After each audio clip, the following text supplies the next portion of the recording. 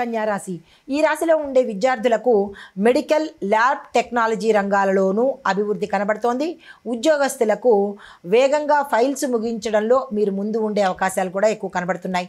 వ్యాపార పరంగా చూసుకున్నట్టయితే కనుక కన్సల్టెన్సీ, మానవ వనరుల రంగాలలో ఎవరైతే చేస్తున్నారో వారికి లాభాలు వచ్చే అవకాశం ఎక్కువగా ఉంది.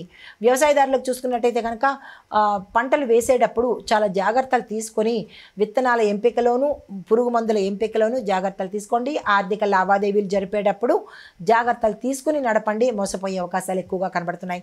ఆరోగ్యపరంగా చూసుకున్నట్టయితే కనుక మానసిక ఒత్తిడి మినహా ఎటువంటి అనారోగ్య సూచనలు కనిపించడం లేదు. కుటుంబపరంగా చూసుకున్నట్టయితే కనుక పెళ్లిళ్లకు సంబంధించిన ప్రయత్నాలు చర్చల్లోకి వస్తాయి, నిర్ణయాలు కూడా తీసుకుంటారు. కానీ అవి జరిపించే ఏర్పాట్లు ఆషాఢ మాసంలో చేయకండి, శ్రావణ మాసం వరకు వెయిట్ చేయండి. అయితే పరిహారంగా శనిగ్రహ పూజ చేసుకోవడంతో పాటు నల్ల రాళ్లను నీళ్లలో వదిలే ప్రయత్నం చేసుకున్నట్టయితే సానుకూలమైన ఫలితాలు పొందుతారు.